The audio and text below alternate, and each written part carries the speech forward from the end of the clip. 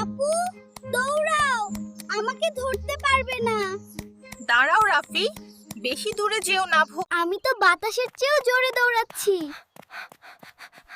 আস্তে, পড়ে গেলে কিন্তু ব্যথা পাবে। আমাকে খুঁজে বের করো দেখি।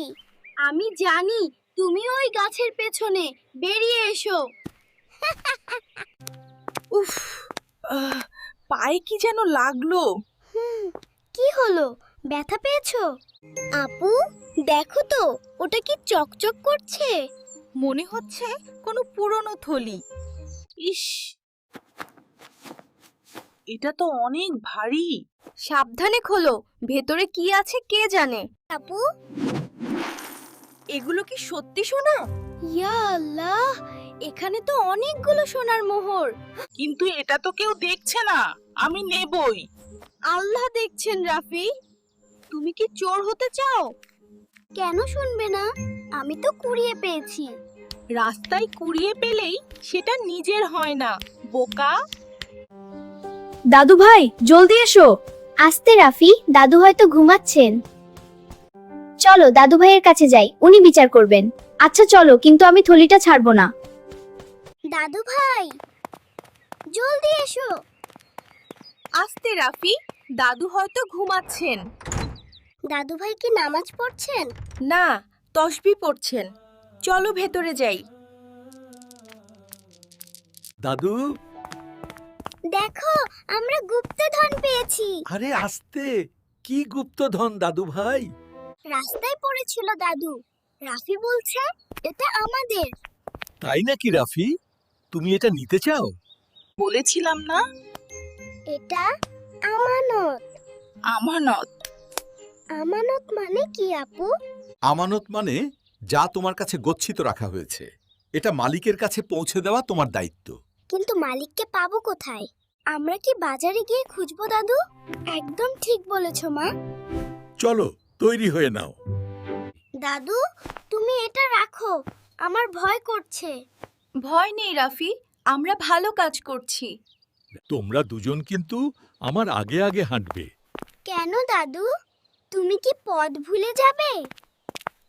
না দাদু ভাই, যাতে তোমরা সততার পথে আগে থাকতে পারো। দাদু, তুমি সবসময় কঠিন কথা সহজ করে বলো। আচ্ছা আপু, মালিক যদি আমাদের কিছু বকশিশ দেয়? আবার লোভ করছো?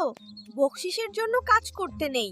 বাপরে, আজ তো হাটের দিন, কত মানুষ। আমরা এত মানুষের মধ্যে মালিককে কিভাবে খুঁজবো? চাচা, আজকে কিছু কিনবেন না? না বাবা, আজ একটা জরুরি কাজে এসেছি। আপু, আমার হাত ছাড়বে না কিন্তু। শক্ত করে ধরে আছি, ভয় পেও না। আয়েশা, তুমি উঁচু গলায় ঘোষণা দাও। আমার লজ্জা করছে দাদু, সবাই তাকাবে।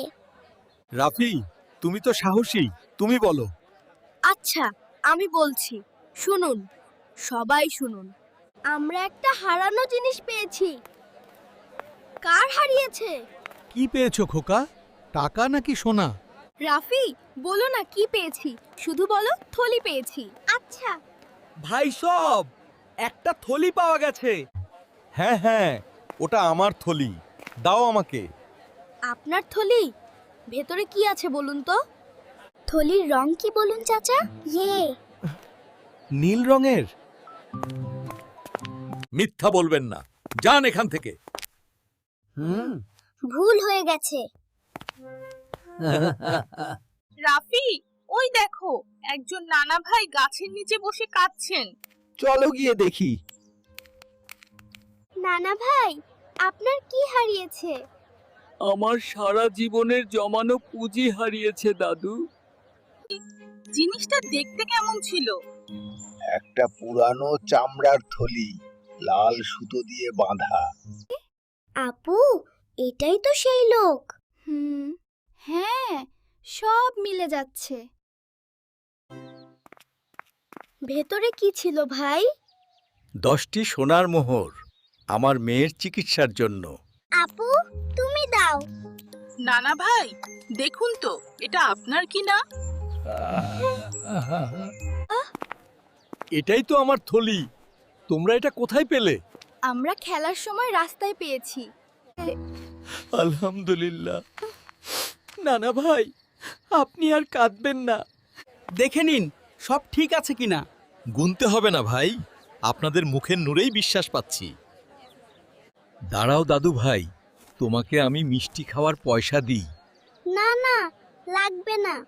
না মা, এটা তোমাদের পুরস্কার, এটা রাখো। নানা ভাই, আমরা পুরস্কারের জন্য এটা করিনি। আপু ঠিক বলেছে। দাদু বলেছেন কারো উপকার করে টাকা নিতে নেই।